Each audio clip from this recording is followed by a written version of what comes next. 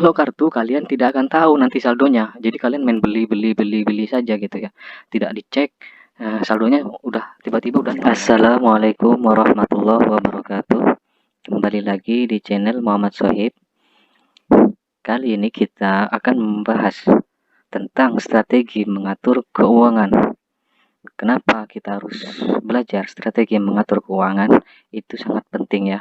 Semua orang itu sangat penting untuk bisa mengetahui atau mempelajari ilmu strategi mengatur keuangan.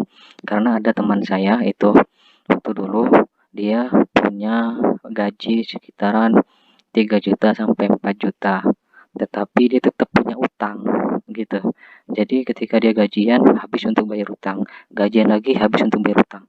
Jadi dia nggak bertumbuh gitu pendapatannya. Nah, jadi saya kasih tahu ini untuk teman-teman juga, ilmu untuk teman-teman juga, agar kalian tidak seperti teman saya uh, yang gagal dalam mengatur keuangan. Sebelum itu kita masuk pembahasan, alangkah baiknya untuk kalian pencet tombol lonceng, subscribe ya channel saya, ikut bangun channel saya agar channel saya segera monetisasi. Dan saya sangat berterima kasih pada teman-teman yang sudah subscribe dan like video saya. Semoga mendapatkan imbalan dari yang maha kuasa. Oke, kita langsung masuk pembahasannya ya. Tujuan yang pertama itu setiap kelakuan harus ada tujuannya. Tujuan kita bisa mengatur keuangan apa?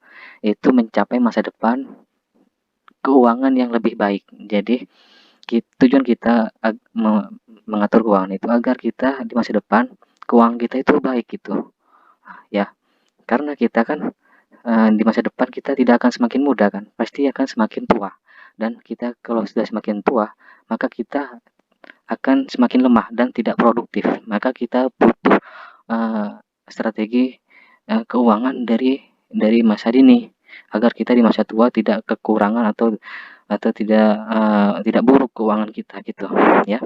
Jadi kita masuk lagi. Yang pertama adalah prinsip 50-20-30. Apa itu prinsip 50-20-30? Oke, 50 untuk kehidupan sehari-hari, 20 untuk investasi, 30 untuk dana darurat. Maksudnya apa? Kalau kita gajian ya setiap bulan, setiap awal bulan, nah itu kita sisihkan, kita bagi 3 seperti ini. 50 untuk makanan 1 bulan ya, 1 bulan ya, 50%, 50%. Misalnya 3 juta, sebulan 3 juta. Jadi 1.500.000 kita sisihkan untuk makanan sehari-hari, untuk kehidupan sehari-hari selama 1 bulan.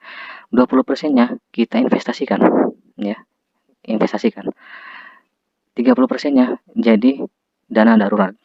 Kalau 1.500.000 dibagi 30%-nya berapa? Ya, sekitaran itu ya, sekitaran 600-700-an lah. Terus investasikan sisanya.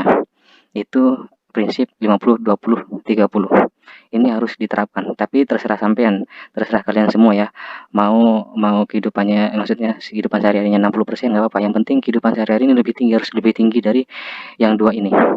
Karena kalian pasti kan banyak kebutuhan. Yang penting investasi tetap ada gitu ya. Dana darurat juga harus ada, karena ketika kita ada musibah apa gitu, kita perlu dana juga gitu ya. Harus ada dana darurat. Oke. Terus yang kedua adalah pikirkan Anda berusia 80 tahun. Kenapa kok usia 80 tahun harus dipikirkan ya? Kenapa Pak kok harus dipikirkan 80 tahun? Aneh, aneh banget. Ya karena kita perlu itu agar kita punya kehati-hatian gitu. Ketika kita masih muda, kita pikirkan masa tuanya. Kalau 80 tahun pasti kita kan sudah nggak bisa kerja kan ya. Nah, itu harus kita ngapain kan? Mau dapat duit dari mana? Dari anak Pak ya. Kalau punya anak, kalau nggak punya anak, ya walaupun punya anak, kalau anaknya masih ingat, kalau anaknya nggak ingat, nah, kan ya. Makanya itu kita pikirkan di masa usianya 80 tahun. Oke, yang pertama persiapkan dana pensiun. Nah itu ya, kalian tadi bisa bagi dana darurat itu bisa dana pensiun juga, bisa. Dana pensiun juga bisa ambil dari investasi. Jadi investasi itu kita niatkan untuk dana pensiun. Ya, bisa juga dana pensiun untuk investasi. Yang ketiga adalah biasakan belanja dengan uang cash. Kenapa, Pak? Kenapa harus uang cash? Karena karena dapat terhitung dengan jelas kalau uang cash ya. Nah, kalau pakai kartu, Pak. Kalau kartu kalian tidak akan tahu nanti saldonya. Jadi kalian main beli saja gitu ya. Tidak dicek, saldonya udah tiba-tiba udah nol kan. Nah, ini sangat berbahaya kalau kita pakai kartu debit. Makanya saya sarankan untuk pakai uang cash. Ketika kalian pakai uang cash, kalian akan tahu sisanya akan berapa dan sisanya akan dikemanakan gitu. Ya, jadi harus pakai uang cash agar kalian uangnya itu jelas. Ketika punya sisa itu kalian jelas nanti. Ya, itu strateginya ya. Uang cash, harus pakai uang cash. Mau beli-beli apa harus pakai uang cash.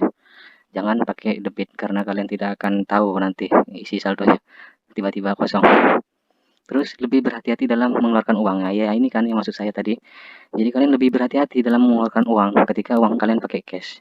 Ketika kalian punya 100.000 beli bakso tinggal 50.000 kan kalian pasti akan tinggal 50.000 uang saya nih. Saya harus lebih hati-hati agar cukup sampai besok kan bisa gitu kan kalau dilihat dari cash. Kalau kartu debit kalian masa mau ngecek ke ATM terus pasti males kan. Ya, gitulah kira-kira menurut saya. Terus simpan uang receh. Uang receh. Uang receh dari mana, Pak? Uang maksudnya jadi uang receh yang kalian kembalian dari kalian beli-beli. Biasanya itu Indomaret, Alfamart ya. Kalian beli beli barang-barang di situ kan biasanya ada uang receh tuh. Misalnya kembalian 200 atau 300, 500 gitu. Itu jangan kalian buang. Kalian simpan. Kalau nggak disedekahkan ya simpan gitu ya. Simpan di celengan atau di toples gitu. Setiap ada uang receh kalian taruh situ aja ya. Jadi gunanya untuk dana darurat juga. Emang bisa Pak dana darurat? Siapa bilang nggak bisa? Pasti ini bisa jadi dana darurat. Kenapa? Karena kita nggak tahu. Misalnya kita tiba-tiba nggak punya uang, gajian masih menghadapi tanggal tua. Kita tanggal tua kan biasanya kan kita gajinya, maksudnya uangnya kita itu tinggal sedikit kan. Pasti nanti nyari uang kecil-kecil juga untuk kalian bisa uh, uh, membeli sesuatu seperti bensin. Ketika mau beli bensin di tanggal tua tiba-tiba uang kita udah habis tapi kita nggak punya cadangan uang, akhirnya ngutang kan.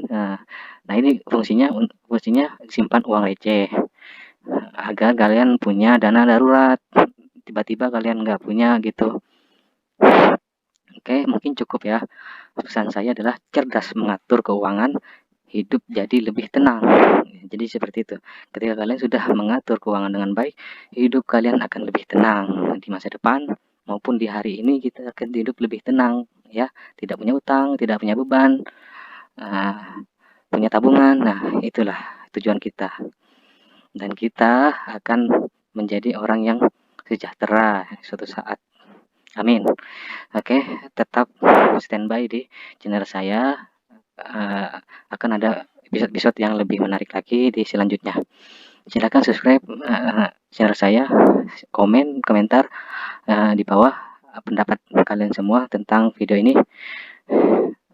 Kita sharing-sharing agar memiliki pengetahuan yang lebih ya.